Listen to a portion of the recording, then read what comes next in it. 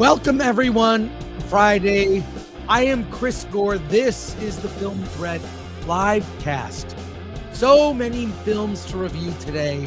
Bikeriders, Kinds of Kindness, The Exorcism. Plus, we have Zack Ward joining us today. Yes, Barkis directed a film, and we will talk about his movie Keepers of the Five Kingdoms. He will be here. Get ready with your questions. And let's talk about those James O'Keefe tapes. I think Alan is due some credit for that.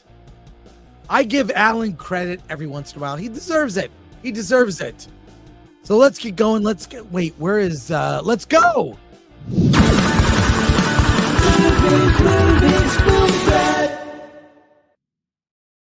I'm pre-coffee, so I'm a little. I wish everyone to have a very moist day.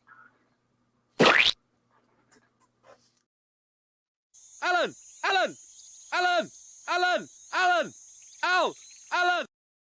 What is with this moist day stuff you keep talking about? I love being. Stop it, man. You ask a question, I'm going to answer it. Please answer it. I'm not going to answer. All right, wait. There's no way out of that one. Okay, before we do anything, before we say hi to everybody, we must do our daily prayer. This is our mantra now. This is what we do. The power of one. The power of two. The power of many. The power of one. The power of two. The power of many. No other collection gives you the feeling of pure moods. I wish there wasn't a delay. Otherwise, we could actually harmonize. I'm pre-coffee, man. I'm pre-coffee. I got to catch up here. So, but let's say hi to everybody here before we get started. Yeah. Bill Heath has become a member.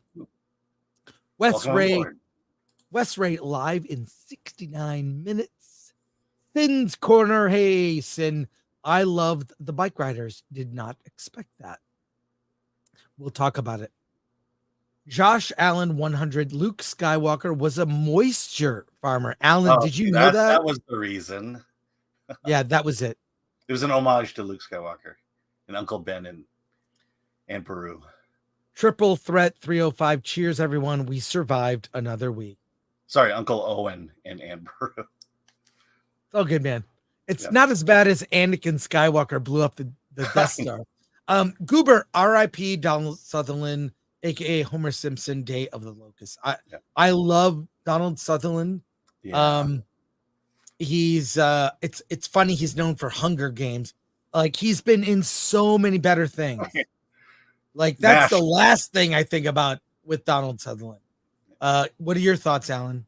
Yeah. I mean, old actors dying. It's sad, but it's kind of like, yeah, when they were old. God, it just sucks. He was a giant. And I mean, back in those days, like what was it? Like Gene Hackman. I mean, these great actors from long ago, and they're just like, you kind of wish they could still act. They could still get out there. Well, he always added gravitas. Mm-hmm. So there you go. To the Hunger Games. Yeah, R.I.P. Donald Sutherland. Joseph, Chris is on time today. Yeah, mostly. Barely. We're rarely more than 5 minutes. It's usually a few minutes. Yeah, and it's always because of one of us, and never the other. yeah, mainly me, but rarely you. I mean, whatever. I have probably been late twice. Yeah. Remember when I was asleep and you woke me up? That was hilarious. I was like, oh my God. Like, it was bad. I was asleep. Alan had to wake me. We were really late that day. The Nerd Faraway looks like the coffee table is on Amazon. I may try and get it this weekend. Nerd Faraway, you will not be disappointed. Report back. Read nothing. Or you may be disappointed. No. Yes. Okay, we're gonna get to it. Well, we'll get into it. Paco Sith for 2. My boobs sense are tingling. New celeb boobs. Yes, ACOLYTE. We're gonna talk about it. Sons and Shadows gifted 5 Film Threat memberships, and more importantly, Lord Thoth has a message for you. Like, share, subscribe, hit that bell for notifications, sign up as a member, join us on Discord and Rumble, buy our merch. That's right. Go to shop.filmthreat.com. Check out all the new merch. It's awesome. I love it. You know what's so funny? I buy merch from our merch store. I do. I got this shirt there. So I got this shirt there. Yeah, all the shirts, and we have new shirts that will be debuting soon, very soon. Yeah. So there you go. And also, we post videos almost every week exclusive for members. Alan and I are fortunate to go to a lot of screenings that have Q&As with filmmakers, and we film those, or at least I do, and I post them for members. Alan does it sometimes. Yeah, well, I was at the opening night of Dances with Films, and so I have a Q&A from that film, from Paper Flower. Yeah, so check that exclusive videos for our members. We love our members, and I have not been on Discord in a while. I promise I'll be back, and my apologies for that. So I'm gonna do it this weekend. I promise I will. Because I have to, quick thing, I have to thank the person who sent me this. I have a letter right here. I don't know if they want themselves identified. From Battle Beyond the Stars, one of my favorite old school sci-fi movies. This was great. This was so good. Oh my God. A battle beyond time, beyond space. And there we are. She was what the Valkyrie or whatever. I've got it. Do bullets shoot out of those things? Yeah, they do. They do. All right. They do. But I don't know if you want me to read your name, but I got it. And thank you so much. We have I don't know, we don't post our physical address often, but we should. Real quick, before we start, we're gonna look at the James O'Keefe video, and I have some things to share. Mm-hmm. Alan, you saw the coffee table. Yes, I did. Okay, I already talked about it. We're not gonna do a new review. I want to know what you think. Okay, here, let me. I want to know your thoughts. I want to know what Alan thinks of the coffee table. Okay. So the coffee table, you touted this as the next RRR. You know, it's like, hey, remember 2 years ago I told you about RRR? No, I didn't. I just said it's worth seeing, but yeah. No, you mentioned RRR and bingo. Yes, well, a movie is unexpectedly good. Okay. So there you go. Anyways. Right. So I decided to watch it last Sunday, Father's Day. And I won't spoil anything, but yeah, that was the wrong day to watch this movie. Yeah. Let's just say that in the beginning of the movie, there's an event. I'll leave it at that. There's an event. And when that event occurred, this movie could not have ended faster. I mean, it was like, you know, I'm like sitting there going, I've got another hour of this movie to watch, and I'm just sitting there, just kind of like, I think it's ulcer inducing. I think my anxiety levels were very high watching this movie. And the only reason I think I stuck around was because maybe I thought there was going to be this amazing payoff at the end, and I was like, well, no, it's not there. I'll say this: I will never see this movie again.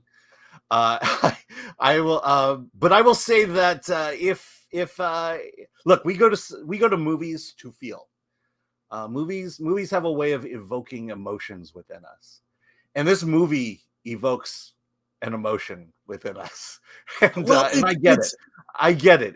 It did the job, and I think some people are more open to these feelings than I am, and I'm not big on these feelings. Go ahead.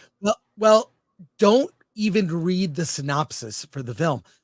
It's a masterclass in tension. A script doctor saw it. He loved it. It shows you what you can do as an indie film with a small group of actors. There's less than 10 location, a small set. Yeah. Only a few locations. There's like the living room, the bedroom, the kitchen. Yeah. That's it. Yeah, they bought one prop. There's the furniture. There's a furniture store. There's the hallway. They're like, it's all tight. It's an apartment. It shows you what you can do. So I loved it, and yeah. I think filmmakers will enjoy this movie more than the general public. I think film buffs will like this movie more. Yes, than the general public. Cinephiles, if you will. Mm-hmm. So, yeah, Alan. So, do you recommend the coffee table? No, I don't recommend. All right. Well, it's a split decision. I strongly recommend it. Alan, you do not. I'll say it's not a bad movie. In terms of the acting, the cinematography, the story structure, and like I said, it evoked emotions. Look, congratulations, you did it. But I'm not going to recommend this movie to people. Cool. All right, let's go to the chat. Read this, Alan. Yes, from Wes Wee Shenanigans for $20. If you liked RRR, have you been checking out other Tollywood movies? Haran Hara is not as great as the Hindu God of War stuff. The Hindu God of War stuff will go over your head, but amazing action and sequences and kills. In fact, you and I were caught in an email about I guess it's Kalki. And, no, we're going next week. Yeah, we're going. We are going to the big screening in Orange County. It's going to be going huge. to Orange County, or am I? Yeah. It's I think next Wednesday. Yeah, next Wednesday night. It's at the. So we're seeing it. Yeah, it's at the Cinemark in Orange. Yeah, here we go. Here. Let's see, Black Star. The last scene is infuriating.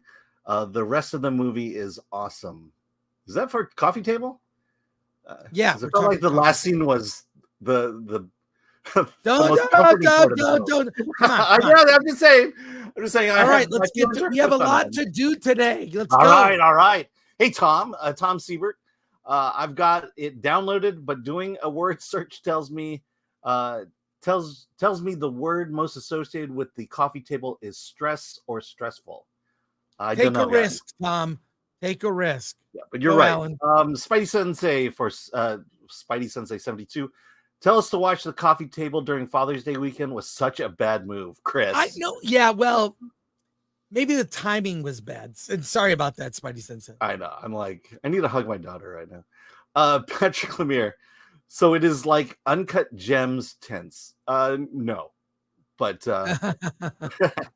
you have to watch the movie. Hey, Sifax. Hey, Sifax. Hail Film Threat. The coffee table was pretty decent, but the premise kind of loses its appeal halfway through. But overall, it's a decent watch. Well, I loved it. Yeah. JWT6577, member for 9 months. Thank you for your support. Coffee tables are coffee cups, not movie titles. Well, there you are. And thank you for being a member. And I also wanted to say thanks to Sons and Shadows, who gave me this. Sons and Shadows, thank you. Thank you. Message me. I want to thank you properly. But this is awesome. Let's add to the collection. So, all right. We have other stuff to talk about. Remove that for now. Okay. Here's what we are going to reset the table, so to speak, for this. James O'Keefe exposes Disney. And you know who did that before? I want to show you, Alan. James O'Keefe is a journalist who has done many exposés where here's how he does it. He looks through dating apps and gets very attractive women or men to go on dates with people within companies.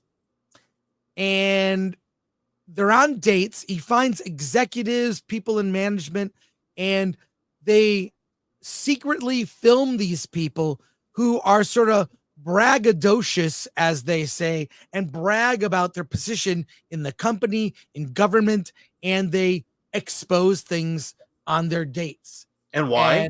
And why? Because they're on a date. They're on a date. They want to hook up. They want to impress.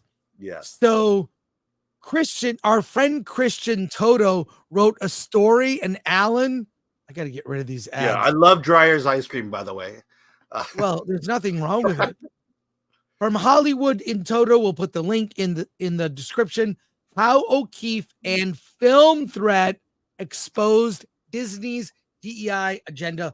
Chris Gore, Christopher Rufo, and James O'Keefe shame press, speak truth to power. And I do happen to know you are mentioned in the story. Yes, I'm not mentioned in the title, but I'm mentioned in the article. I'll take it. But so it's a good summary, bringing you up to speed on this whole Disney thing and their hiring practices. This should surprise no one. I'm just happy someone gives Film Threat credit. Thank you, Christian Toto. Appreciate you. Now, let's take a look at that video. If you have not seen it, it's on YouTube. It's also on Twitter. This video is 20 minutes. We're going to watch probably not all of it, but we will watch some of it. Yeah. Here, let me provide some context, but he comes from 20th Television, meaning he's from 20th Century Fox. So why is that important, or why is that significant in this? Because he's a new Disney hire. When Disney took over Fox, he came over with it, and I think that's why he may not be as gung ho and rah rah and cheerleadery for Disney as you'd expect him to be. Right, but let me read the tweet that was put out by James O'Keefe. Breaking: senior VP at the Walt Disney Company details discriminatory hiring practices. Quote, nobody else is going to tell you this, but they're not considering any white males for the job, says Michael Giordano, a VP of Business Affairs. Quote, there's no way we're hiring a white male. He reveals Disney uses code words and buzzwords to avoid legal action, and even mentioning a candidate being rejected for not looking black enough. He also admits Disney gives bonuses to executives for practicing diversity, equity, and inclusion DEI, agreeing that diversity helps with financial incentives. Giordano further claims he's been denied promotions due to his race. Stay tuned for the Disney Tapes Part 2. Let's watch this together. And I want to get your comment, Alan. Because, you were deep into this. People were sending us links, showing us this stuff. This is not a surprise. Before we watch this, Alan, I want your comments on the tweet and what we're about to see. Alan. Yes. Your comments on what we're about to see. I thought you were going to play it, and then you were going to ask me for my comment. I want it before I'm setting the table for us to watch it. Yeah. I'll just say that very early on in my life, in the 80s, when I went to college, I realized that all this talk of racism, affirmative action was all bullshit. And the reason I knew it is because it applied to everyone but Asians. And it was like, you realize that all this talk and all this, we love people with diversity, we want diversity, blah, blah, blah, didn't apply to Asians. And it was that point that I realized I could never be a Democrat, and B, it's just, this stuff doesn't surprise me, and I knew it. I knew it since I graduated from high school a very long time ago. So that's it's what surprises me. What doesn't surprise me, but it's just how blatant the racism is that's going on. So yeah, I've always believed in hard work and merit. Mm-hmm. And Alan, you were hired on your merit, talent, your passion for film. I rarely say anything nice about Alan publicly. Yep. Yeah. I might stick to that, but I'll just say I love reading Alan's reviews, especially about a movie that I've never heard of. And I'll read your review. It's very good. All right, let's watch this. Mute me if it echoes, Alan. Thank you for that. Okay, here we go. Certainly, there have been times where, there's no way we're on a way out. It's kind of unspoken. There are times when it's spoken, but how would they say it? There's no way we're hiring a white male Mitchell.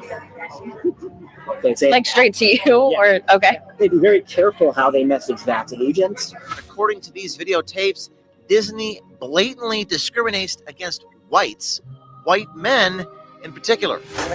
I think I'm sort of like well prepared for it. I'm well positioned for it. But as far as Disney's concerned, I'm a white male. That's not who they're looking to promote at the moment. As a white guy, even Michael has his own doubts about the possibility for advancement for himself at Disney. In fact, Michael actually got to experience Disney's discrimination against white males firsthand. I've been at the company 11 years now, so I have friends in HR and I have friends in those divisions. And they're like, look, nobody else is going to tell you this, Mike, but they're not considering any white males for the shop. They're just not.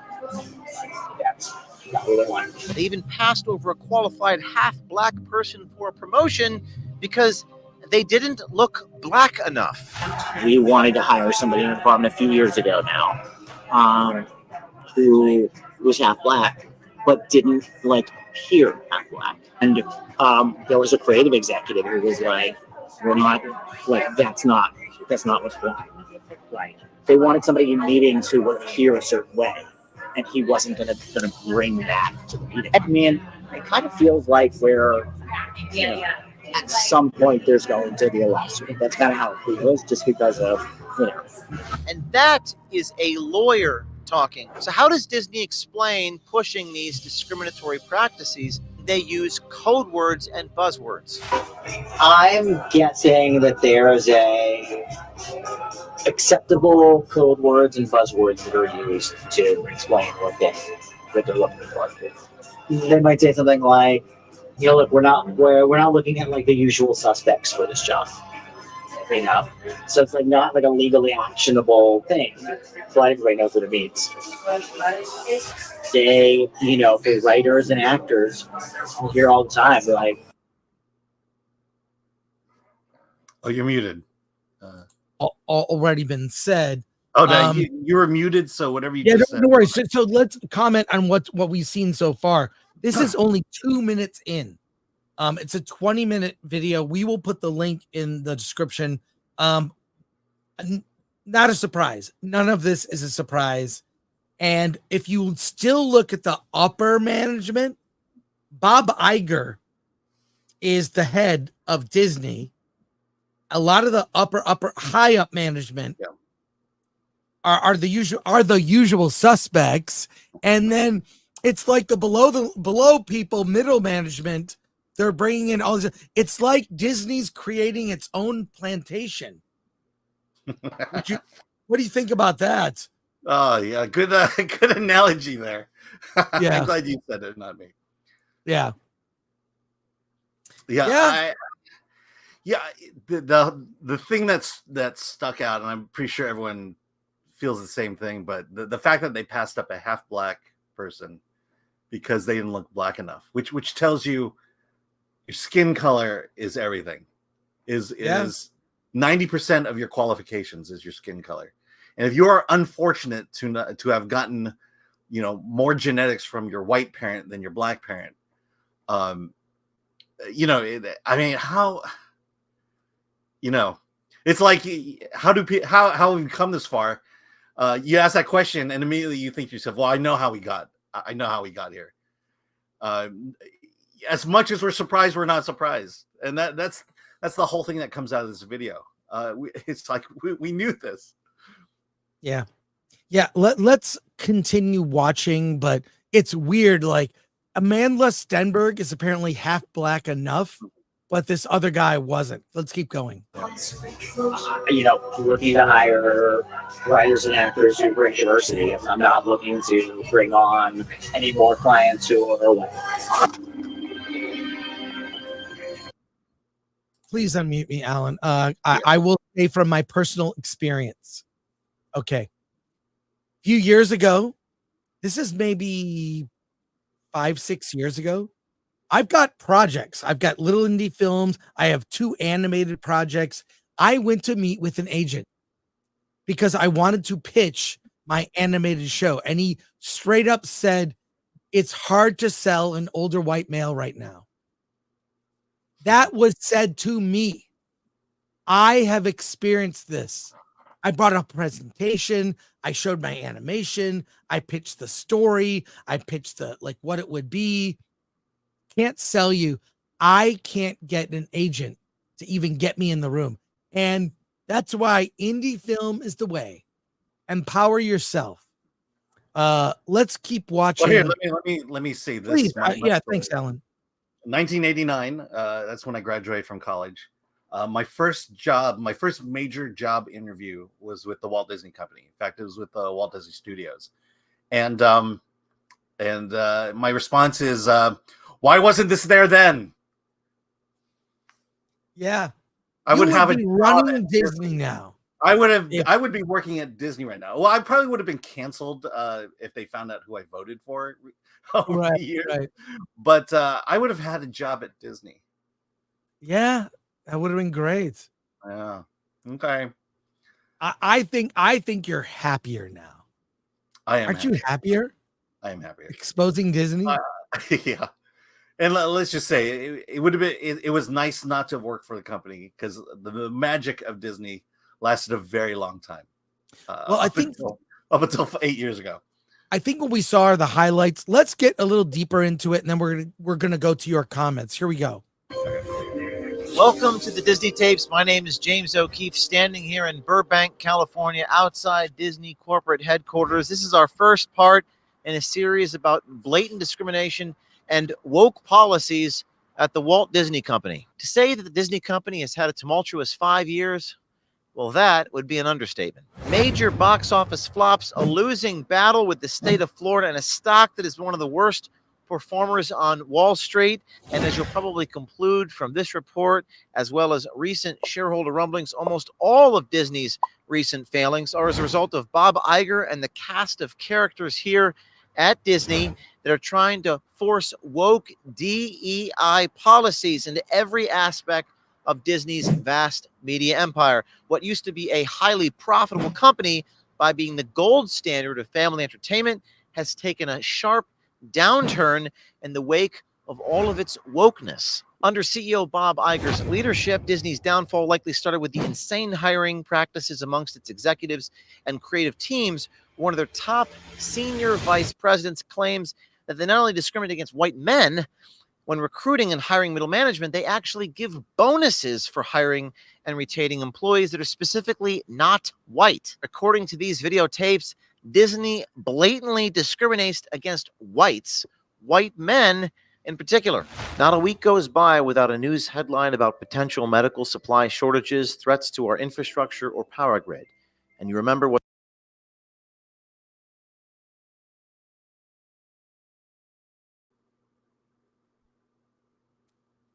Sorry, Alan. I think we're going to leave it at that. That's a good tease for what is in that report. Please check out the link in the description. Alan, you're frozen. Alan is frozen. All right, Alan, could you come back? All right, I'm going to go to the comments here. Darth Yeager, other people exposing Disney for months after Film Threat did it first. Now that it's safe. Yeah, I appreciate that. Solomon Thornton, the more Disney is exposed, the better. Hopefully, the corrupted folks in that company are gone and Disney could get better. Some super chats here. Let's go right to them. Aaron Sharman for £5. It's funny how the people who don't want to be racist end up being the most racist. I think they expose themselves when they're so overly sensitive. You can kind of tell someone that's like so social justice, so like you just it's like they overreact. They just don't treat people like regular people. They've got to overly demonstrate to everyone how not racist they are. That's how you can spot the racist. Thanks, Aaron. Oliver Lavery Frog for £10. The part that rang true for me was the mixed person who didn't look it. I am also mixed, but look white, and was told to my face that no one wants to hire people like me for films in LA. Well, that's very sad. I have a stepsister who is half black, half white. She is mixed. And yeah, it's she's actually to be honest, she's far more successful than me. She's an executive that she's been very successful, and she worked very hard to get there before all this nonsense. So I know she earned it. Daniel Hernandez for $4.99. Where can I go to heal after Disney Star Wars has sodomized my eyes and ears? Yeah, I don't know. But thank you for the support. Arnold Squashana for $2.99. I am a Jedi, like my baby mama before me. I don't know if I said that right. And he goes on to say for $2.99, the mother pucker said I wasn't black enough. Well, there you go. From Rumble, Matthew Hammond for $5. Thank you, Matthew. Always like seeing you turn up here. And he's back. Yes. My computer. It's all good. Matthew Hammond for $5. Could we get an interview with James O'Keefe on Film Thread? This seems like the D-Files are receiving confirmation. I don't know if we need James necessarily. I think he does good work. We'll reference him. I hope he would acknowledge us. I'll reach out to him and we'll see how that goes. But thank you, Matthew. Cheese staked for $5. Never change. You guys are amazing. And here we go. Read this one, Alan. All right.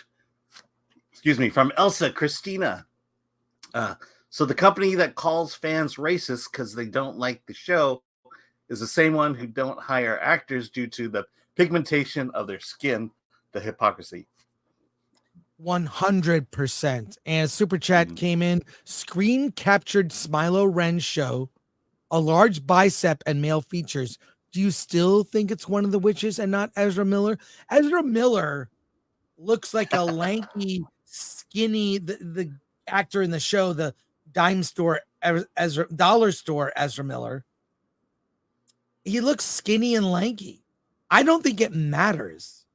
Like it's gonna be a woman. Yeah, it's gonna be. There's a new theory. There's a new theory. There's a new theory. Paul Chato. Go ahead. This is from the movie Diabolique. The Smilo Ren is actually Trinity. It's Trinity. It's Carrie Ann Moss. She's the first one killed. She's killed in a weird way.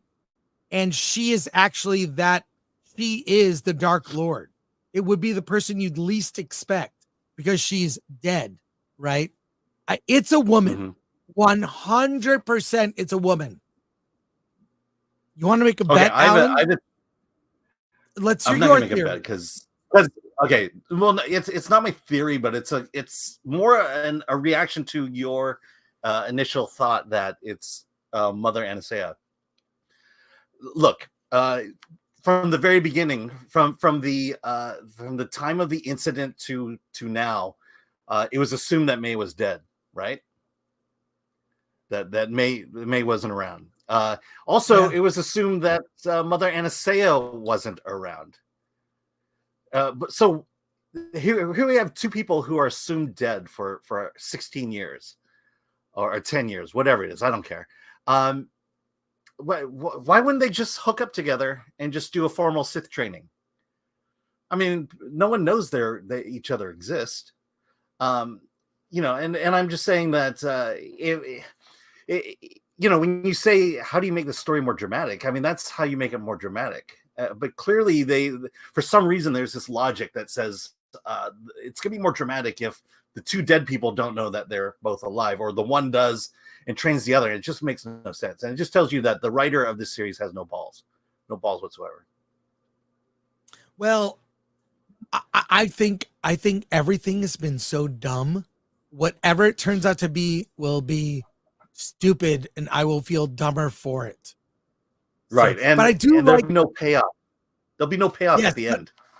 But I do like Sydney Sweeney on our thumbnail. I would watch that Acolyte. I know. I would watch that Acolyte in a heartbeat. Even with the horns. I mean, come on. SP of the North for $4.99. Who's a member? Thank you, SP of the North. The least likely would be Manny, the hefty Padawan. Wait, that's what the power of Manny means. Patrick Lemire, the James O'Keefe thing wasn't as explosive as I thought. It was just confirmation. We saw their Zoom saying our not so secret agenda. The regular media will ignore the JB DOJ do nothing. I agree. Sad. All I can say is if heaven forbid something should happen to my wife, and then I went on a dating app and some hot chick was interested in me, I know then I'm being set up. And you'd expose. That would be great. The A-Files with Alan Ing. Chris, more than once I mentioned you, Alan, and Film Threat for breaking the story first. Yeah, thank you for that. I'll reach out to James. My daughter is giving me dirty looks right now, by the way. Failed the Turing test, became a YouTube member. Thank you for that. Look at our exclusive videos. All right, it's time to pivot. We're going to talk about a lot today, so please bear with us. We have a lot of film reviews, but someone is pissed off. Chris Gore, how dare you criticize the new woke Hollywood? We activists don't buy tickets because we are broke and miserable and we want everyone to be as negative as we are. Oh, and this goes for you as well, Mr. Ing. That's it, Alan. That's all on you. All right, let's go. Let's go. There are a lot of films. The big movie is still in theaters, Inside Out 2. Will it still be number one at the box office? I'll say this. Before we get to the film reviews, if you could add the posters, Alan. Before we get to the film reviews, I'll just say this. There are some good movies opening this weekend. Don't get me wrong. There are very good films opening. There are some bad films that you can avoid. There is nothing that will beat Inside Out 2. Nothing. But let's kick off our first review. Alan? Okay, I'm having computer performance issues, but I'm almost there. Okay. I'm gonna stay right there. Stay right there. Now I know how Mo You're gonna play a video, right? When Larry and Curly do something like,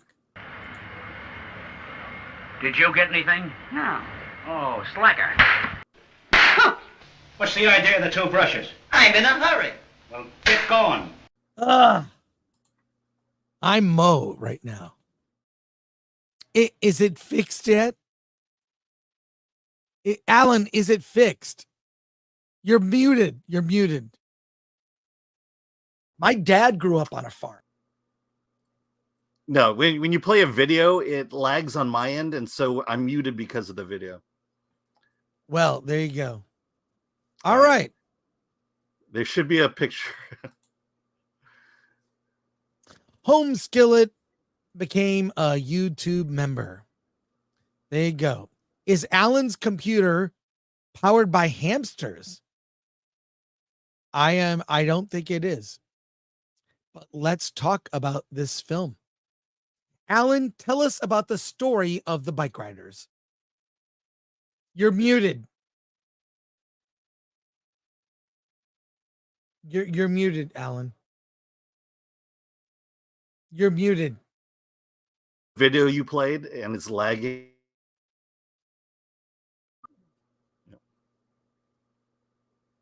Okay. So am Talk. I muted or am I not muted? You're unmuted. Oh God! I'm telling you, my computer is falling apart here, and you have to if you play another video, it will mute me again for another 20 seconds. Okay. Glenn, start here. All right.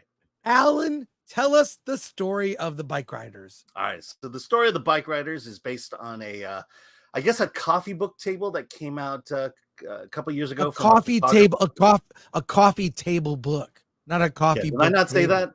You said coffee book table. Okay. Coffee table book. I'm the one with the stroke, just to be clear. All right. Go ahead. Good. This is why we win awards for our reviews, by the way. Yes, our award-winning haphazard reviews. All right, go, Alan. So this movie is loosely based on that coffee table book, and it's basically the origins of the biker gangs. Tom Hardy is the guy. His character started it. Like I said, my computer's falling apart, so I can't get to my notes. He starts this biker gang, is joined by the Austin Butler character, and then it's infiltrated by the Jodie Comer character, who falls in love with Austin Butler, and they get married, and then she becomes a part of this community of bikers. And it just kind of shows the evolution over time, that it started off kind of as a club for men who are high on testosterone, and then soon becomes kind of the underground criminal enterprise by the end of the movie. And so you just kind of follow that. Austin Butler's character is interesting because he's just kind of this angry, violent guy, and Jodie Comer is the wife who loves the bad boys. Tom Hardy is the family man who finds that the community that he's in fulfilling. There's a great deal of violence in this movie, but I call it real violence. There are fights that occur in this one, and I liken these fights to as if Chris and I had gotten into a fist fight. That's what these fights would look like. And, ugly. They'd be ugly fights. Yeah. I'll say this. I liked it, but there's a point where you just have to get over Jodie Comer's accent. And once you get over her accent, the movie actually becomes pretty good. Yeah, a couple things. Let me comment on this. Austin Butler plays Benny. Jodie Comer is Kathy. Tom Hardy is Johnny. They're mostly the three that we focus on. Amazing. They are so amazing in these roles. And I didn't even know there's a character named Funny Sonny who's like got bad teeth, whatever. It's Norman Reedus. And Michael Shannon is in it too. And also, by the way, I used to ride a motorcycle. I rode a 1972 Triumph Daytona for over 10 years. That was how I got around.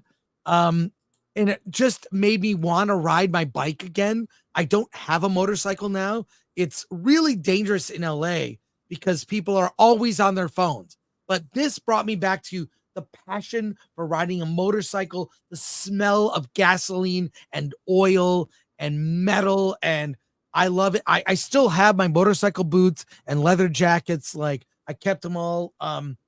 But the passion for riding is in this, and this loose gang that kind of spreads across the country is really interesting. It is based on these real tapes and videos by this Danny. And so part of the movie is done kind of documentary style, where Danny is interviewing Kathy, played by Jodie Comer, and you hear her just tell the story, and then they cut to the story. So I thought it was very well done, and I really loved it, except for one aspect. When I pointed out, you're gonna notice it too. There's a character that is integral to the final act, a tragic event that happens in the final act.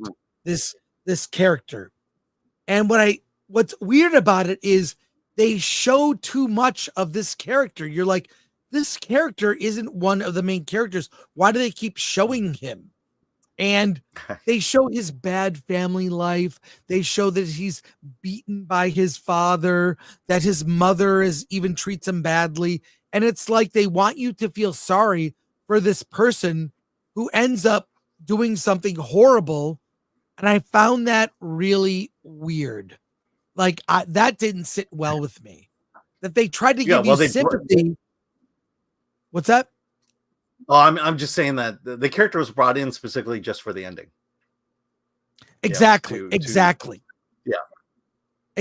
So, yeah, that like it just didn't sit well with me at all. So, I still love the mood, the tone of it, the music, the era, the clothes, like the passion for riding, the sort of like way that the narrative kind of like goes from this perspective to others and showing you how I thought it could have been way more violent. More violent. We know about bike culture and what can happen. It could have been way worse. So I thought it made me want to get the book actually. Yeah. I mean, to me, it was violent and it's very clunky violent. That's, I think the thing that really stuck out to me was there's this authenticity of the violence that there was no finesse. There was no coolness to the violence. It was just fists and faces, knives and guns. And the other thing is what I appreciate about this film and the story, basically, the story felt Shakespearean to me. It's the rise of a king and then the downfall of the king. And then the prince who was, the reluctant prince. To me, it was like it was Shakespeare, but with the most Luddite dialogue possible. And so it was just really fascinating to watch. I think that's why I liked it.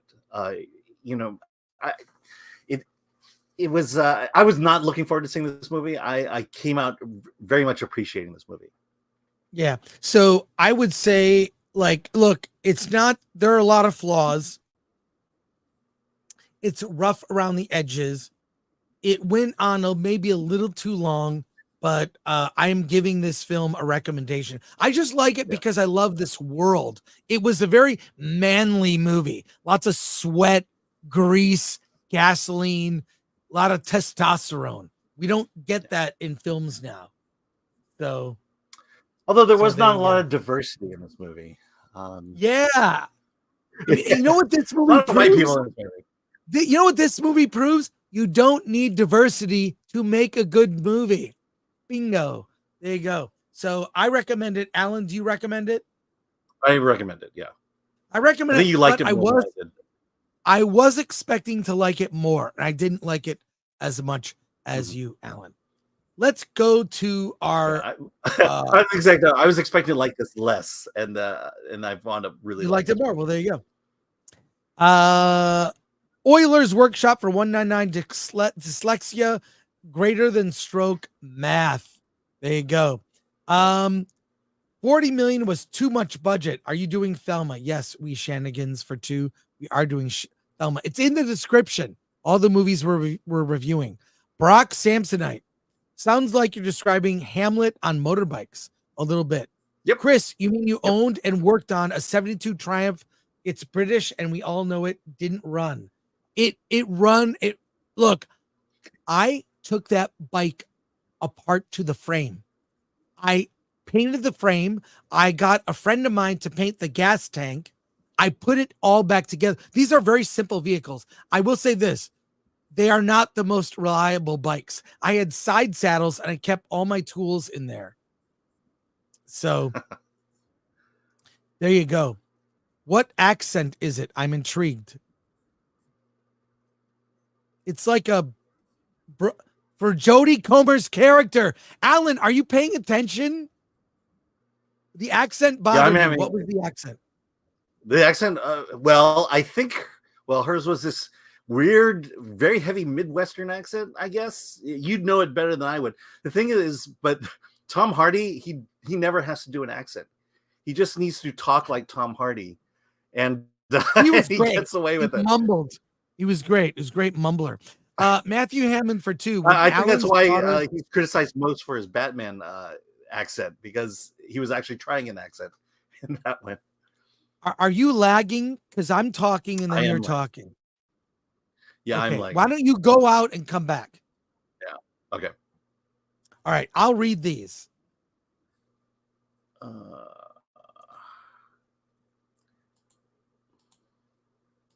Oh my God.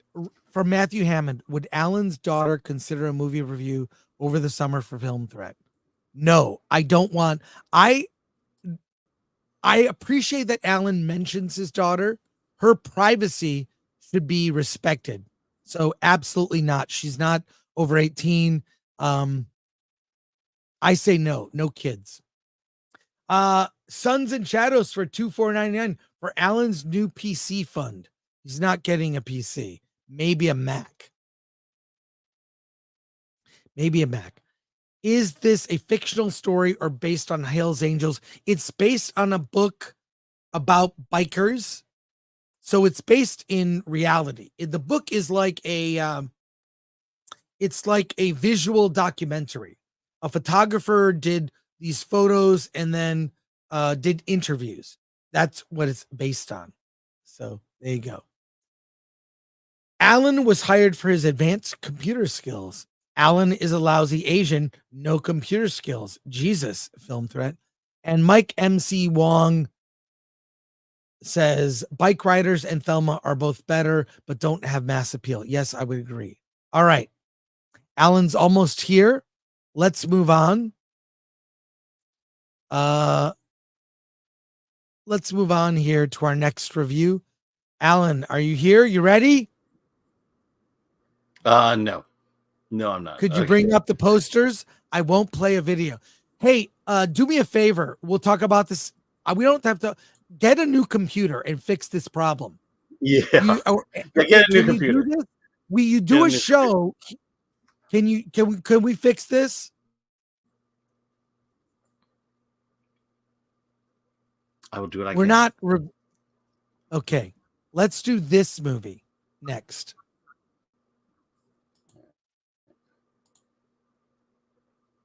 There we go. Is it there? Yes. Can you not see it? I can see it. I just don't know if you can see it. I can see it. Okay. All right. You ready, Alan? Yes, let's do this. If I'm not sure what you're waiting for. If you're wondering if I'm annoyed because we can't do the show if it's not working. So look at this. Arnold Squashina for $2.99. Only Jesus Christ can fix Alan's PC and Star Wars. Thelma looks gangster, says your daughter, X-Ray Girl. Yeah. Thelma is so good. Let me tell you about Thelma. Let me tell you a little about Thelma. Thelma is the story of a woman named Thelma. She's in her early 90s. She lives by herself, and she is visited often by her grandson, Danny, who helps her on the computer. She gets a message from her grandson who needs $10,000 immediately in cash. She gets the money and dutifully mails it to a P.O. box address across town. Well, she finds out later that day it was a scam. She was scammed. And it wasn't her grandson. These people on the phone, these disembodied voices, tricked her into sending 10 grand through the mail. And she's pissed. She goes to a home to visit some friends, and she visits Ben, played by Richard Roundtree, who has a scooter. And she asks, hey, can I borrow the scooter? Because her grandson drove her there. She grabs the scooter and she starts to take off with it, trying to steal it. And Ben and Thelma go on a journey to visit the P.O. box where her money is. She wants revenge. It's funny because the movie, her and her grandson are watching a Tom Cruise movie, and she's all impressed by the action. And the structure of this film is like an action movie, but starring a 90-year-old, where she's like rolling over, like getting down the stairs is like a difficulty, like doing the most simple thing. And they play the same music you would play in an action movie. It's so well done. It's so well done. This is a comedy with and by the way, Jane Squibb, who plays Thelma in the film, she was 93 years old when they shot this movie. She is currently 94. This is her first leading role, and it's amazing. I loved it. It's just, it's life affirming. It's fun. It's cute. It's the relationship with the grandson, who's this Gen Z kid who feels like he has a lack of purpose. He feels useless. He likes a girl, but he's too much of a loser. He has a whole character arc. Thelma's parents have their own character arc, played by Clark Gregg and Parker Posey. I love this film. It's so fun. There's a Q&A with the cast for members in our members only videos. I love it. Can't praise it enough. 9 out of 10 for me. Alan, what did you think of Thelma? Yeah, like you, I liked it a lot. I'll just add to what you said. It's a full-on action movie, but it's overlaid with kind of this geriatric theming all the way through it. You have a car chase, but the car chase is on scooters. There's a heist or two. There's the how do you throw off the people who are chasing you down? And they're the moments of in every action movie there's that moment where the protagonist just stands there and gives this kind of speech summing up everything they've learned throughout the whole film. And that's in there, the grandson, and then Thelma has that with what's his name, with Ben, Richard Roundtree. I don't know that I give it a 9. I definitely give it an 8. Just it's fun, it's cute, and it's well done, because I could certainly have seen this been done badly, and I think the director just knew exactly the tone he was looking for and nailed it. Right, for the type of movie tries to be, it's a 9 for me, but it's really unexpected. So one of the best indie films we've seen this year, I think. 8 and 9. I mean, it's. I mean, this is not Avengers Endgame. I'm not gonna give it a 9. No, it's not that. But it takes all the action film cliches and flips them. I mean, there's a scene where she sort of rolls on a bed. It's hilarious. I mean, she does do her own stunts. Cast again. It's so delightful. So you'll walk out, and also 97 minutes or something. It's just the right length. And Richard Roundtree, by the way, his last role before he passed away. And he is good in this film. And there are lots of other little minor characters that are all really play a part that are great. So I really love it. And the bad guys at the end, the showdown at the end, it's fantastic. Yeah, and there's no, there's no grandma bossing going on in this movie. I mean, it's the characters are very grounded. They do things that only that character and that at that age and that stage can do. And the other thing is, I miss Parker Posey in movies, and I'm glad to see her back in a movie. She's good. So hey, we both recommend Thelma. See it. All right. Graph Web for 2. For the love of God, cancel Disney Plus. Okay. Chelsea M. This reminds me of a real person I know at the country club I work at. Goober. This better not be a sequel to The Beekeeper. From X-Ray Girl. I aspire to be like Thelma then. You would be a good Thelma. Let me just say, you'd be a good Thelma, X-Ray Girl. From The Nerd Far Away. I don't know. I heard I've heard we shouldn't mess with old people. Being old, I'm inclined to agree. Soundwave podcast, geriatric John Wick.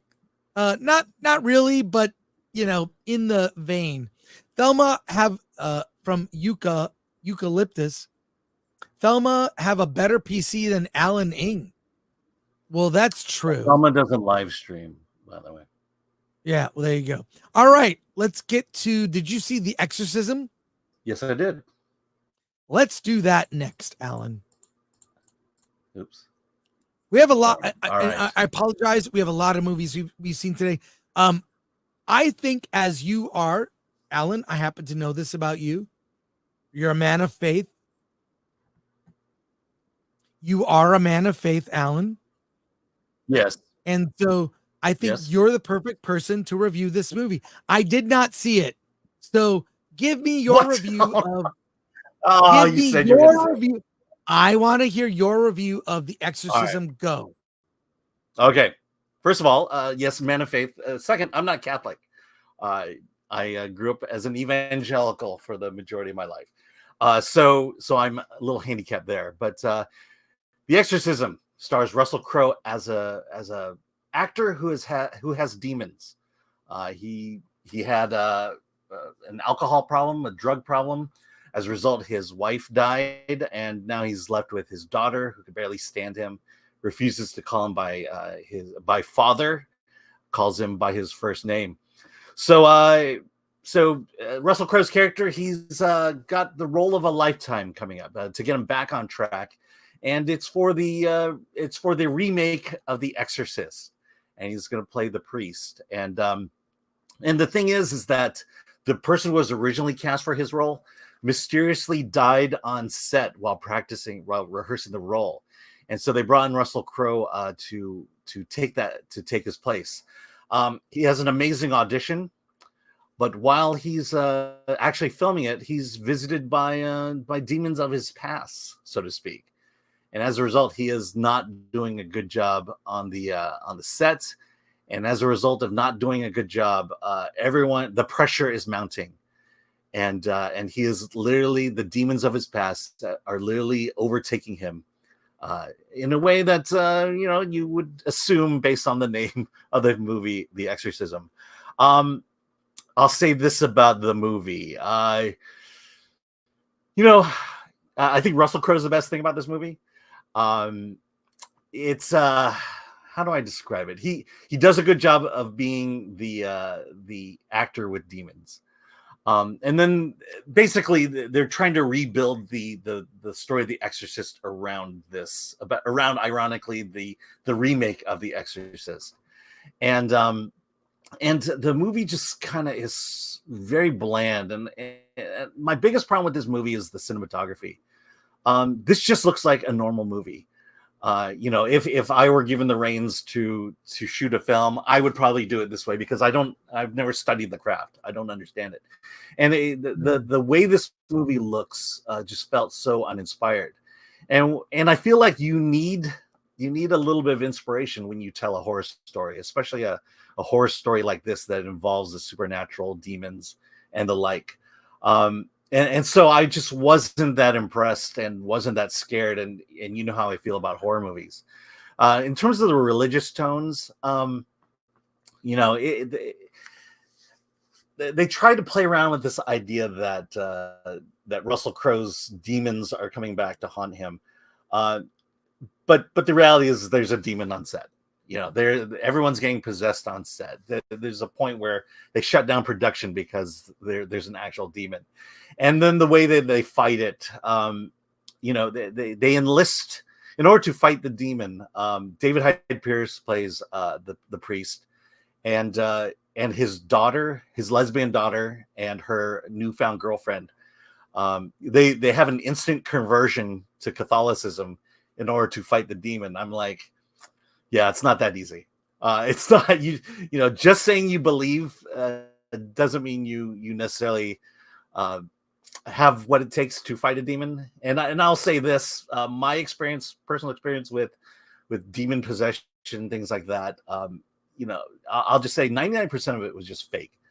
I don't know that I've ever seen an authentic demon possession, but I know what the fake stuff looks like.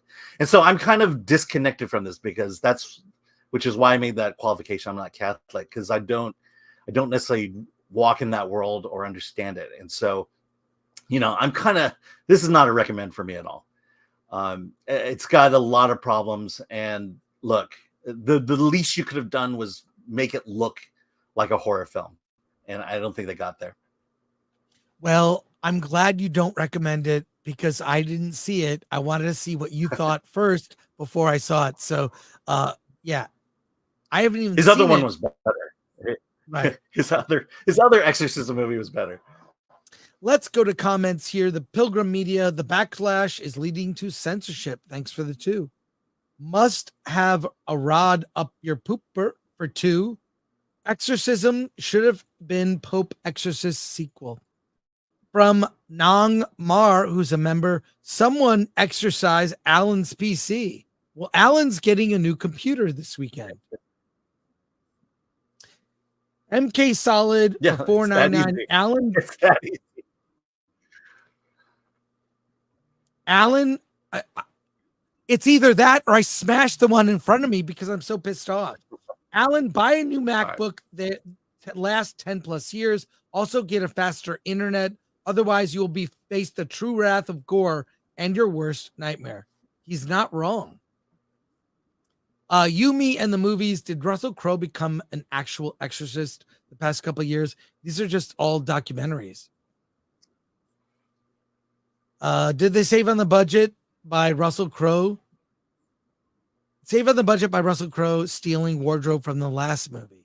Yeah, I don't know why he would do 2 very similar movies. Like, it's like he's becoming the Liam Neeson of Exorcist movies. Crowe was in another Exorcism movie, WTF. This is Dennis Wright. There you go. All right. Let's get to another review because we have Zack Ward coming on in 20 minutes. Firebrand. Ready, Alan? Yes. We've both seen it. Yep. Let's talk about Firebrand. Tell us the story of Firebrand, Alan, would you? You want me to do this? I like to hear angry Gore talk about Firebrand. Alan, tell us the story of Firebrand. Yeah. All right. So Firebrand is the story of Catherine of Queen Catherine, the last wife of Henry VIII. While Henry is gone off to do kingly things, she is left as regent of the realm, and she has decided that she's going to let her childhood friend, the one who wants to reform the church. She goes around preaching the countryside, talking about how the Bible, that the English translation of the Bible is for the people, and now the people can understand the Bible, understand what God is saying to them, and not have to rely on the priests and their interpretations of that. But the realm feels that this new form of Reformation is evil, and that they're heretics, and they must be burned. And so when the king gets back, he has everyone burned, and there's question as to whether there's question as to Catherine's involvement of it, because she was pretty much allowing it to happen. And the king soon gets jealous and decides to conspire against the queen. But the king has an infection and is dying. And so it's a race for survival. And that's the story. That's the basic story. It's a race for her to keep living beyond his death because he has killed all his previous wives. So just being his wife, her head is on the chopping block, right? Quite literally on the chopping block. So she just has to outlast him. Henry VIII is played by Jude Law. I did not even recognize him. He is so disgusting. They made him fat and he looks awful. Like it's funny, but there are stars in this movie, and I didn't recognize it. For example, I took me the longest time to realize that was Alicia Vikander. And Yes. then Eddie Marsan in this movie, and I didn't recognize Eddie Marsan at all. Yeah. So well done, makeup department. Yeah. So, my reaction to the movie is, if you like Game of Thrones with no dragons, the boring episodes of Game of Thrones, this was like a boring episode of Game of Thrones without the dragons. I like the main conflict just was, it was tense, but for some reason I just could not get sucked in to what was happening. And it just seemed to, I don't know. I was expecting more drama. I mean, there are a couple shocking scenes, all having to do with sex. They are not pleasant. There are sex scenes in this. They're not fun to watch at all. Where the king imposes himself on the queen. So, and everyone's around him is like being around Nero. You know, you may die at any moment for just saying the wrong thing. So I was expecting more, knowing like what Henry VIII, like his history is like.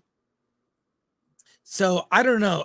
It's barely a recommend for me. If not you could skip this or just see it on streaming. Alan, what did you think? Yeah, I feel like when it comes to Henry VIII movies, I've seen this story before.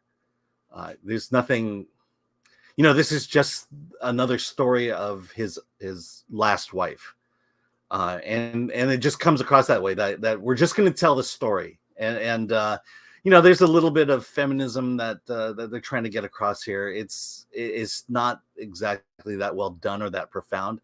And I just felt like this is one of those movies that is going to fade away in obscurity because there's just really nothing special about it. And when you have multiple sex scenes and the only person you see, the only skin you see is Jude Law's, again, that's what I meant. Yes, it's not that exciting. Because you get it. She's not into it. You get it. She's into someone else. She's fighting for her reputation. That's every other story of Henry the VIII. Do I recommend it? I mean, I just me struggling said no. It's just you want more. And like I said, the movie will fade off into obscurity after today. Yeah, I expected more, and this movie unfortunately did not deliver. All right, let's go to a few quick comments here. From Arnold Squashina for $2.99. As a lesbian Muslim man, I will pray for Alan's PC. Just to be clear, I'm not upset with Alan. I'm upset with his PC, which will be fixed.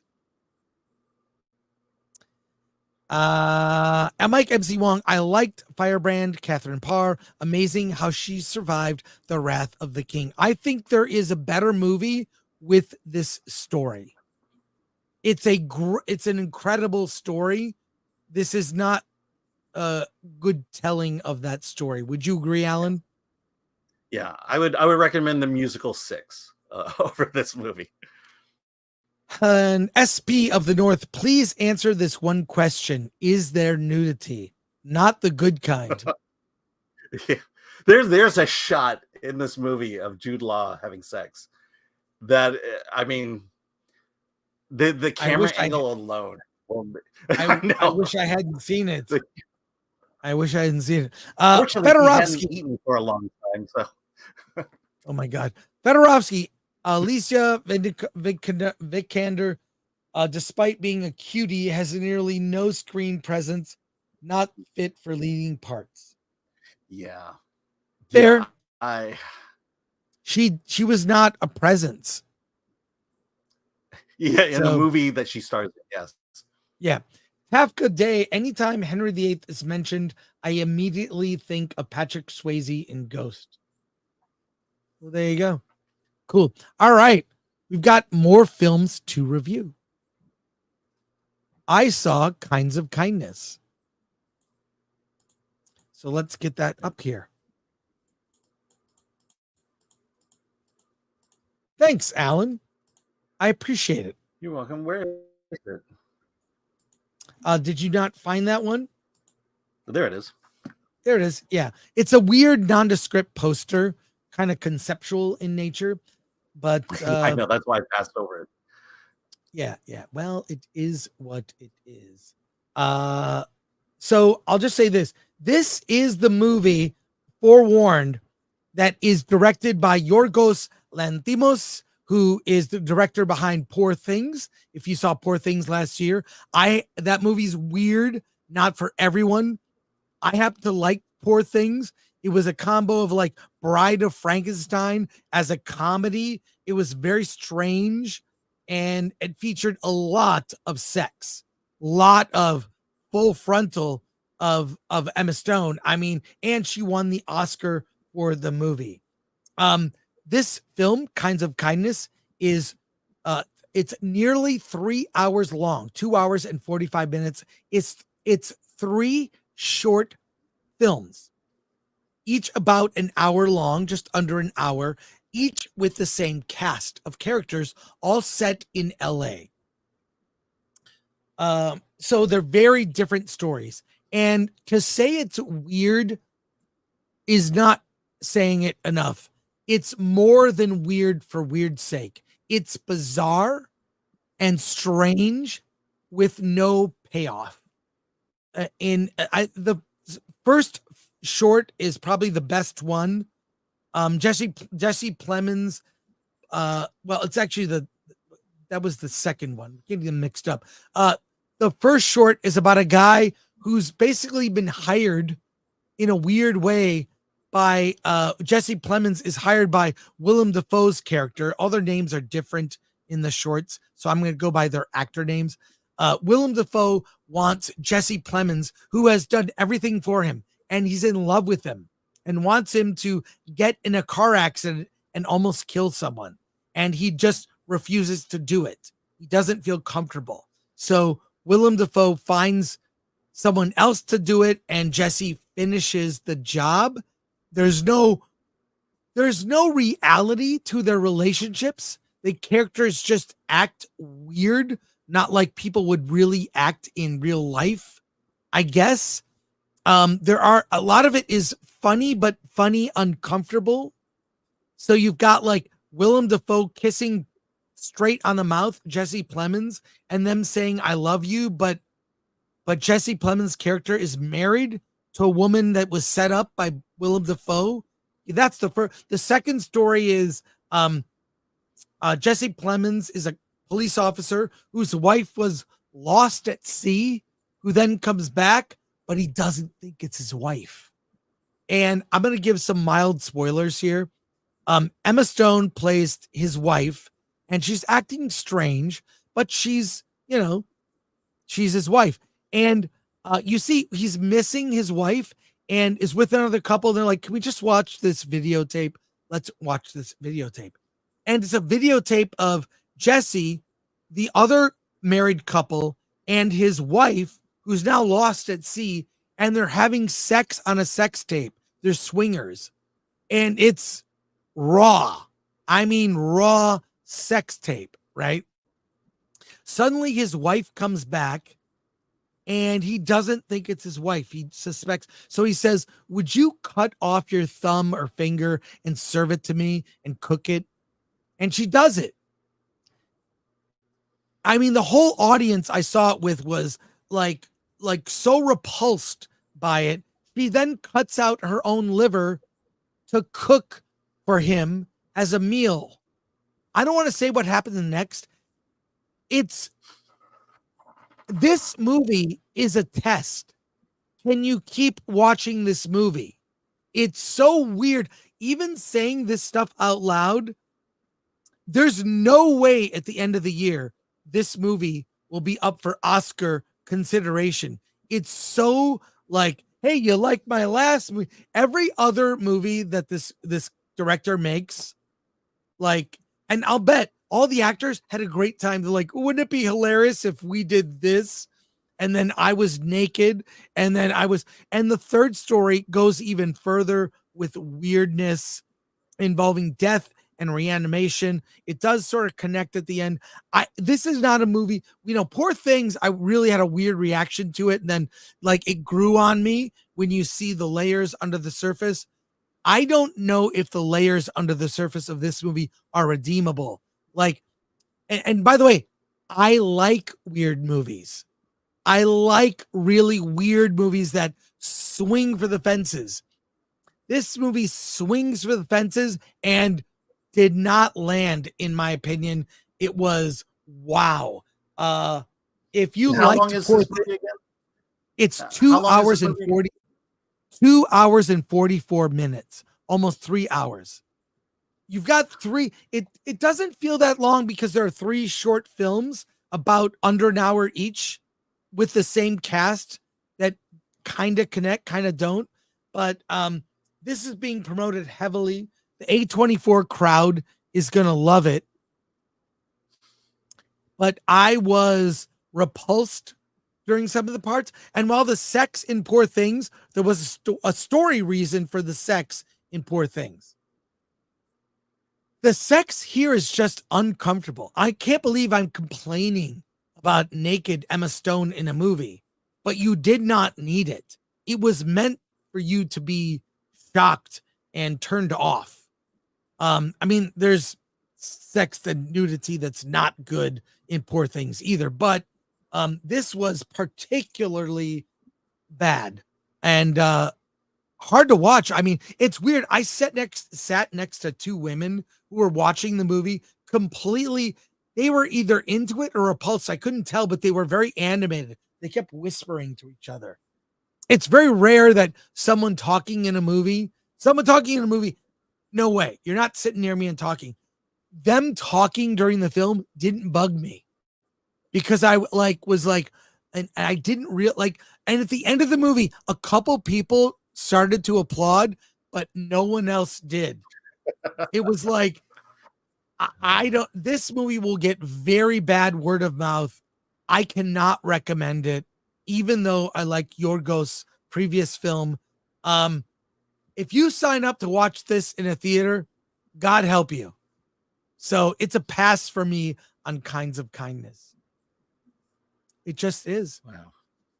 Wow. How do you want to see it? Well, no, not at all. Yeah. I mean, 2 hours and 45, forget it.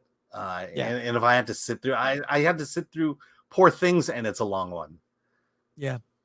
Albert, not a retro for 2. Watch The Tudors for Henry VIII content. Mike MC Wong, weird film. I liked it quite a bit. I like Yorgos Lanthimos in general. The first and third segments are great. The middle one is icky. I think they're all icky, but I like weird stuff. So here we go. Wait, Joseph, 3 movies for the price of 1. It's a bargain. Thanks, Joseph. Solomon Thornton, it's an anthology film. Yes. Finn's Corner, I can tell this is a director I will not mesh with, so I have made a point to stay away from his work. Yep. So there you go. Yeah, I mean, that's the feeling I'm getting with Yorgos. I'm just not, he's just not my director. I've not gone into any film he's ever made. Yeah. Well, we have one more film to review. A couple things we will talk at the end. We have a special guest joining us today. Our special guest, Zack Ward, is an actor, a director. He is the creative talent behind Keepers of the Five Kingdoms. He's joining us today on the show. Wait, I'm trying to find. Let's talk to Zack.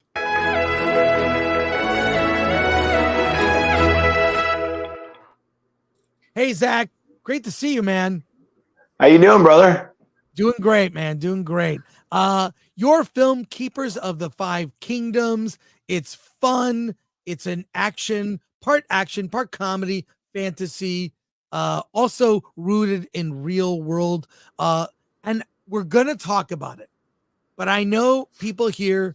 Okay. You know, you are known as an actor. in one of the most iconic movies that I saw when I was a kid. What? You might be, yeah. What could you possibly be talking about? What could you possibly be talking about? But Home Alone. Now, A Christmas Story is so much fun. It's endured. Yeah. I love the TCM all day thing. Like, you must be like proud to have been a part of that film that's endured like for decades. It's now a classic. 40 years. Yeah. Is it 40? It's 40 years old. That film came out in 83. And so it's over 40 years old, going 41 now. Dude, it's the craziest experience. You're old enough I can make this reference. Please. You know, in the TV show Cheers, right? Right.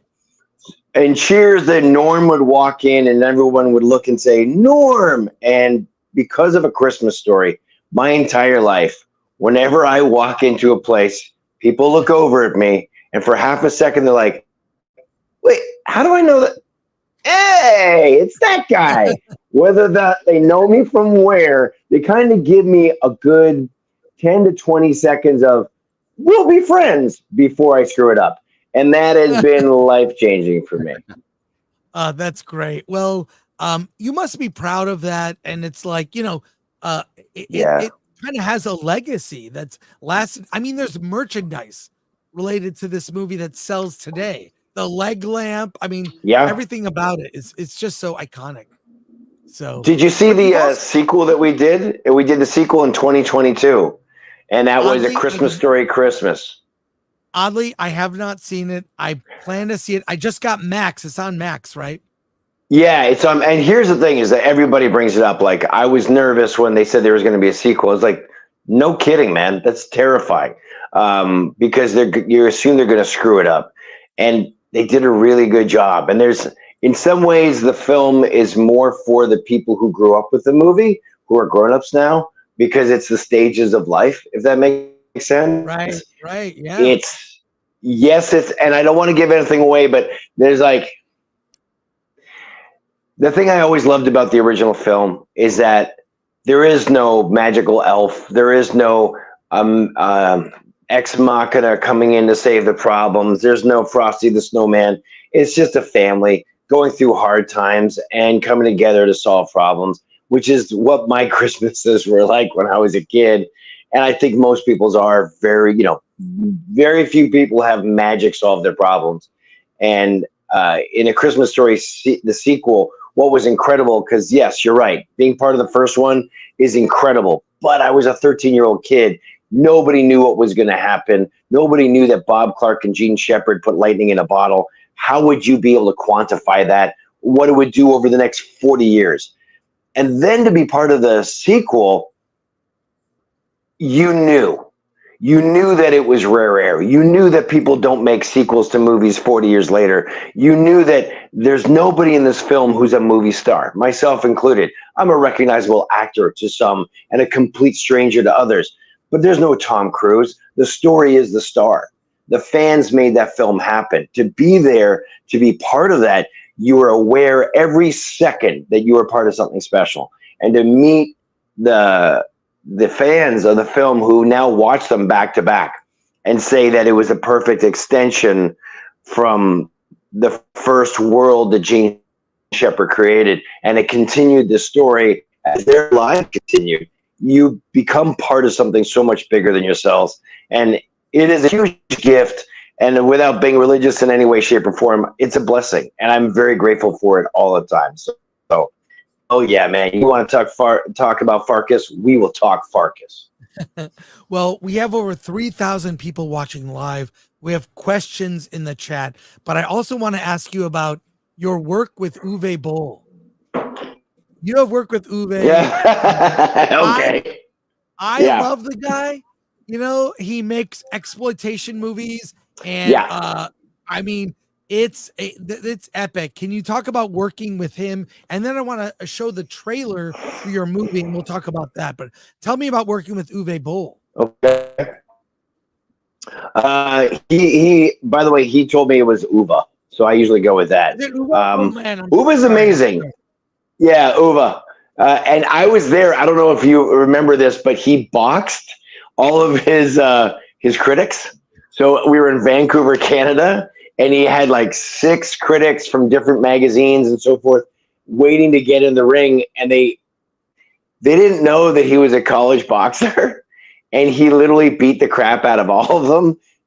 There were at least 2 or 3 of them sitting on the sidewalk afterwards throwing up. One had to get taken away in an ambulance. Yeah, he's an intense dude. I love him to death. Sometimes he's his own worst enemy, but he is like something out of he himself is like something out of a movie. He's a very intense guy. One of my favorite quotes of his was, we were filming Blood Rain Deliverance, which was a sequel to Blood Rain. He's like, yeah, this is where you play Billy the Kid as a 350-year-old vampire. Yeah, this is what you do now.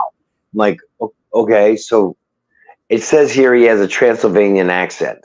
Yeah, okay, this is good. We go. Like, that was the directing style. We interviewed him on the show, and we showed video of him boxing. He was serious. I mean, dude, bro. Yeah, like, you better know your stuff, man. Like, yeah, he's a tough guy. I respect him a lot. I love Uva. I wish him nothing but happiness, and he's been a lovely person to work with. And I honestly feel like, you know, when we were doing Blood Rain 2, he's like, we're doing this, set up this big sequence, and he goes, come on, shoot faster. We're not here to make pretty pictures. And I'm like, Uva, no, that's what we're here for. We are here to make pretty pictures. So he, as directors go, he's a brilliant producer. And he's a wonderful person to work with. I think that he got better as he got forward. There was a couple of movies he did, Rampage and so forth, afterwards, that you could really see he had his heart in it, that he really found his groove. But yeah, I love Uva. And now he's in the restaurant business. So good for him. Let's now pivot, and we'll go to questions momentarily. The trailer for your film, which I saw at a screening a while ago. It's finally coming out. Let's take a look at Alan. If you would mute me here, we're gonna show the trailer. Yeah. Nice to meet you, Alan. What is Good that? to meet you too. Uncle Chuck, we found something. It looks so familiar. The legends are true.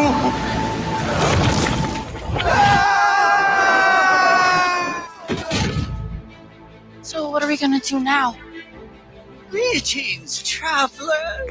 You are in the kingdom of Pendai, ruled by the wizard Lord Clay. My true destiny is conquering the 5 kingdoms. That stone is how we get home? Lord Quang, she will use it to destroy your world. What do we do now? We go and save the world. We need to find the portal key thing, figure out how that works, while avoiding a crazy wizard so we can get back home. Is that all? Because that sounds crazy. Magic. Magic. This is magical. It's amazing. It's like magic. Smells tasty. Oh my God! All right. I have to say, when I watched it, it was you worked with every Asian American actor from the 80s and 90s, and I appreciate that. My pleasure. And that was one of the goals. Like James Hong, he's such a legend and an icon, but the goal was like the people who watched him in the 80s and 90s, they have kids now. So what would work for either their kids or their grandkids so that both sides could watch the film together? Getty Watanabe does the voice of Trader Joe, and George Takei does the voice of Ao the tortoise. We've got Dante Basco, and you have Dante Basco. Yeah, he's amazing. He plays Frank the Rat. He's hilarious. And we have questions, so many questions in the Shoot. chat. Let's go here. Solomon Thornton, greetings, Sir Zack, or should I say Sir Farkas? Any advice for beginning filmmakers? Shoot it short. It'll suck. Do it, then do it a bunch of times in a row. Make it small bites so it's easy to get done. Professor Fear, do you still have that hat you wore in A Christmas Story? No, I don't have the original one because it's in a museum and my head grew. But this is the one from the sequel, A Christmas Story Christmas. Oh, that's great. Oh, I love it. Nice. From Rumble, BMO Better. If you could make a movie with Chris and Alan as the leads, what genre would it be? And what would it be about? I don't know about that question. I just have. I think it would be sci-fi. I think it would be. I think it'd be like a Shaun of the Dead, but with aliens. Let's do it. That's you great. guys would play the best friends. Yeah. Heinlein, what are the biggest changes in the industry you have seen, good and bad? That's a huge question. It would take about an hour to address. Everything has gotten democratized through digitalization and technology, and that continues to progress faster and faster. So really, there is no excuse not to be able to do something yourself. Even if you can't do it, you can always do the research to find out how it works so that nobody can talk to you like you're an idiot. So you can research whether it's sound or VFX or camera ops or style or color. You can do all these things, and then you can have a good conversation with somebody you're going to work with. So it puts it like you have got the university at your fingertips. That's the number one thing. And what was it like to work with James Hong? I mean, he's a legend. Yeah, and he's also he was he's a 95-year-old man. So it's you work within the parameters of his energy levels, and then you make sure that everything's dialed in, and he brings the heat, man. He drops it, and Chris, you've seen the film. There's some emotional moments in there for Mr. Hong. And when we were doing the sound mix, he wanted to be there for some of it. And he told me that he thought it was the best role he's ever had. The Nerd Far Away asks, "Hail, Mr. Ward. What is your hot take on typecasting?" Typecasting I've been typecast as the guy you want to punch in the face since I was 13. And I turned that into a career. So any chance you can get in the room, use it to get to the next level. Right. Chelsea M says, did you stay in touch with the cast, those who played the kids specifically after the movie, like Peter Billingsley or whatnot? Yes, I did. And we talk all the time. Yeah. That's great. Krizik says, given your experience as a YA actor, young adult from the 80s, what do you see as a challenge when casting and directing kids today? Can you see yourself doing a Lord of the Flies today? Working with young people is always a challenge because you're not sure what environment they come from, how they're treated at home, and what the shorthand is to get to work with them. Back when we shot A Christmas Story, we were all Gen Xers. We were basically feral children. So when Bob Clark was lovely, sweetest man in the world, but he treated you like a kindly uncle. And you could walk over and go, okay, buddy. Like, for example, when I'm doing the fight sequence in A Christmas Story, I was screwing up my lines. And he just he's like, all right, cut, came over, talked to me, and took his time going, all right, let's get those lines because they suck. Let's run them again. Oh, let's run it again. Try it fast, try it slow. He could have fun with me. He could say, what you did just sucked. And I wouldn't sue him. And I wouldn't have a temper tantrum. I'd be a professional. Whereas nowadays, I don't know what you're going to get. If you're going to get somebody who's entitled and who's got a helicopter parent, that's going to be an issue. So you have to deal with them on their level. So dealing with young people is more difficult than it is with dealing with professionals. You just have to play it as life.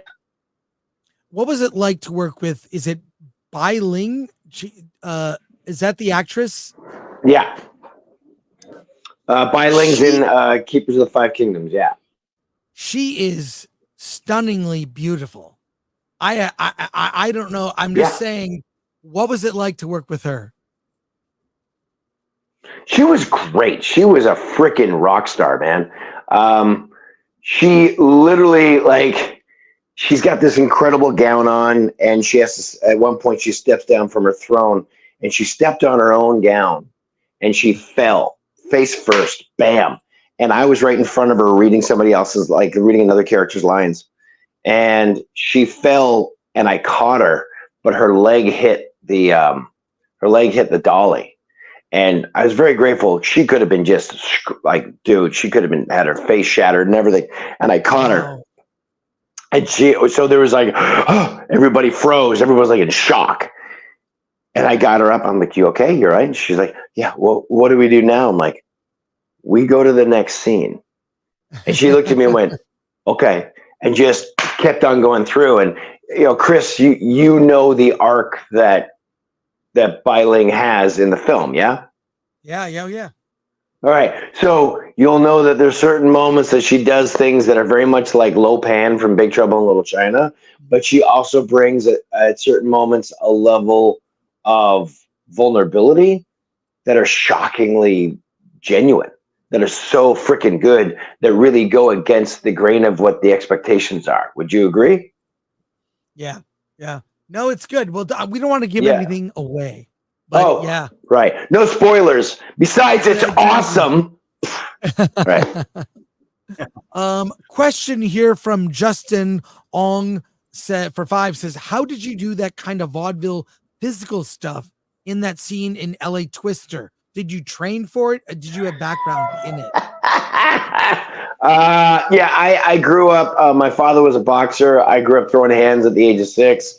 I got into fencing and taekwondo and jeet-kune-do, and also jazz dancing, because that needed to help me not make friends as a new kid in class.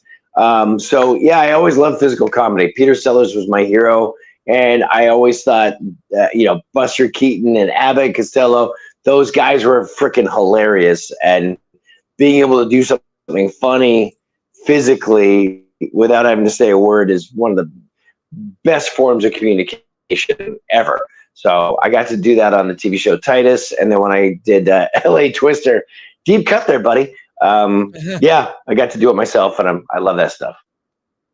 Great. Well, I do have a final question. When is it coming out? Is it out on VOD? How can people see it? The movie is out right now on iTunes, Amazon, Google Play, Venmo. Is that what the other platform is? Venmo. Everywhere on your local, Vimeo. Thank you. Venmo. On Vimeo, it's on all your local cable providers. You know how you scroll down through the TV guide and on the television, and it says channels 1. Yeah. It's on all of those. It's a big deal. It's the first 95-year-old Asian leading man action hero in all of cinematic history. So enjoy. Great. And we do have one final question that came in here from Brock Samsonite, who's a member. Zach, in all your years backstage working projects, what is your favorite snack to get from craft services?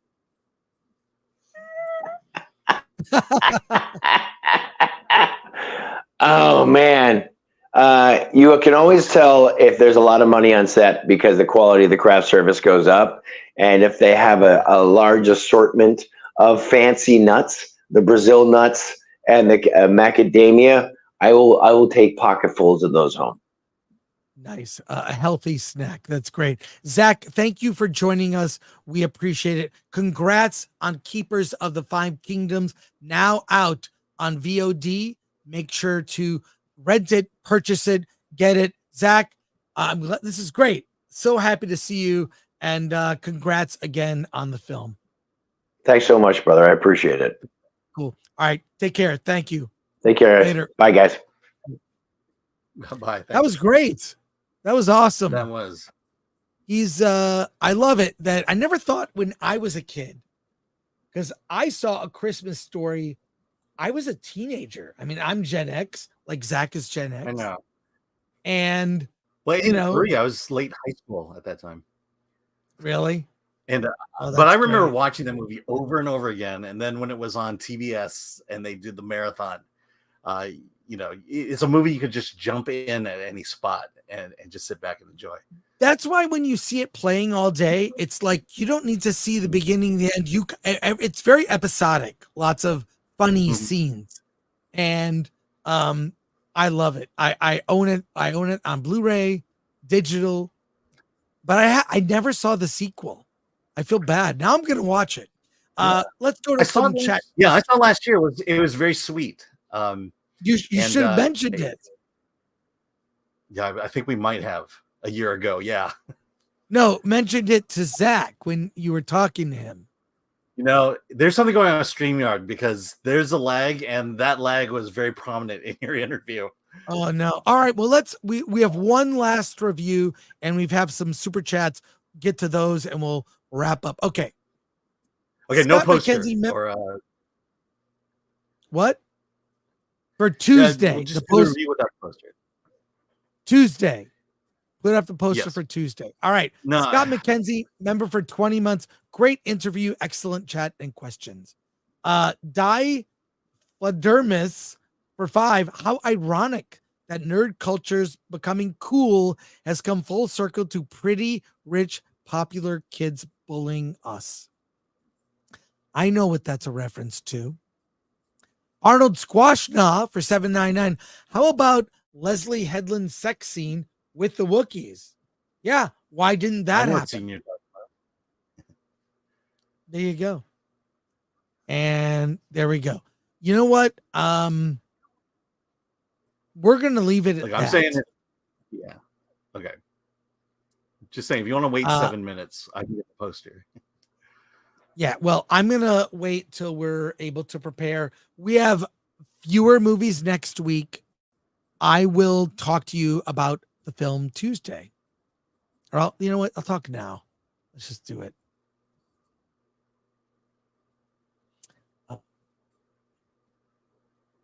Let's do it. We'll do it live. We'll do it live. How's the lag, Alan? It's pretty bad. If I get the timing right, the lag is like 4 seconds. Yeah. It's bad. All right. Yeah, it was there. Yeah. Okay, let's talk about Tuesday. I saw Tuesday on a Thursday. The movie stars Julia Louis-Dreyfus as a mother named Zora who is caring for her daughter, who is named Tuesday, played by Lola Pettigrew. Tuesday has a terminal illness. Death is at her door, and death shows up in the form of a bird, a little tiny bird that is basically death that sees people that are dead or dying and puts them out of their misery. And this little bird of death visits Tuesday, and then her mother confronts the bird and kills it. The result is that everyone on earth stops dying. So people that are injured horribly, whatever, continue to live past their death. And then her mother is then imbued with this power of death. It's about loss.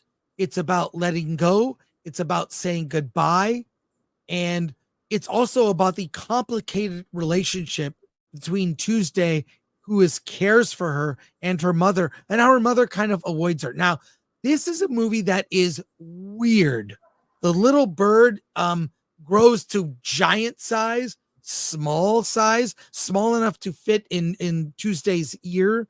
And there's a lot of digital effects. It's a very weird movie. Let me just say this. This is a movie that swung for the fences, that deals with big issues of life, death, the afterlife, letting go, a mother's love for a daughter who's terminally ill. It deals with this heavy stuff along with this relationship with this bird of death. I won't go into spoilers in the second half of the movie. I was just shocked how like this movie just pivoted left, right, whatever. It really like was the kind of weird I like. Not everyone will like this movie. It's on that borderline of weird of like, okay, I get where you're going, but this is, yeah. But I like a movie that takes risks, so it gets a mild recommendation from me, but is not going to be, I'd really like to see if what you think of it, Alan, but I enjoyed it. Like the conversations they have are pretty amazing. And the only thing I would say why it gets a mild recommend, this movie requires gravitas on the part of the mother. I felt that it's Lola, what's her name? Lola Pettigrew. She was great as the daughter, Tuesday. But Julia Louis-Dreyfus, I just see her as Veep and Elaine from Seinfeld.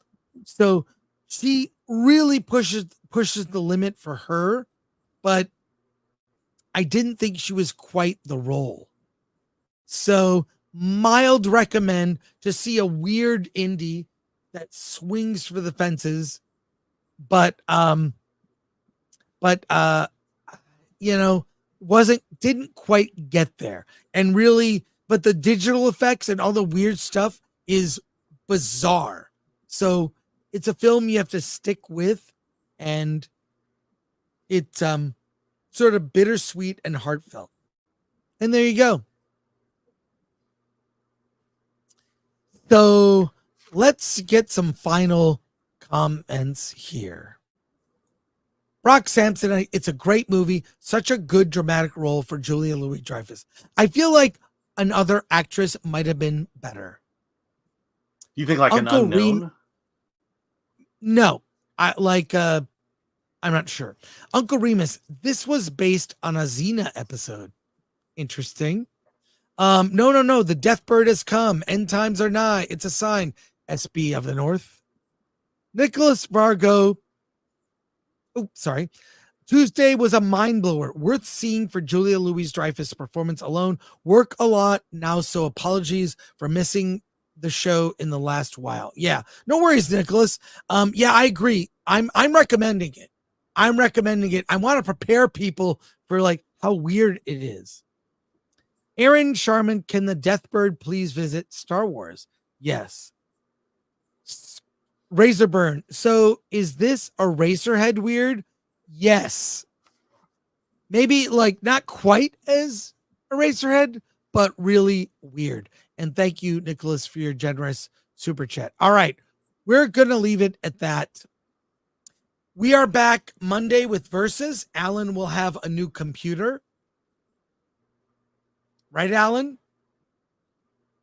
There's lag. Those things come from.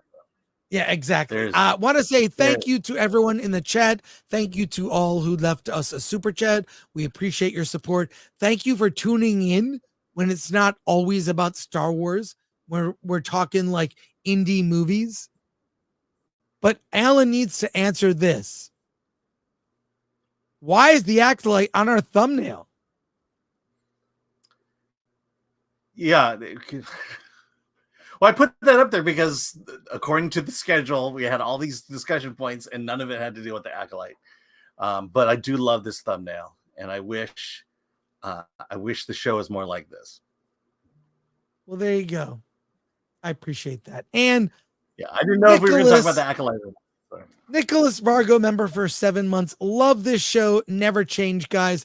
And thanks to our mods, Lord Thoth, our producer, Glenn, and Atomic Lori, always lurking in the chat. So what's up for you this weekend, Alan?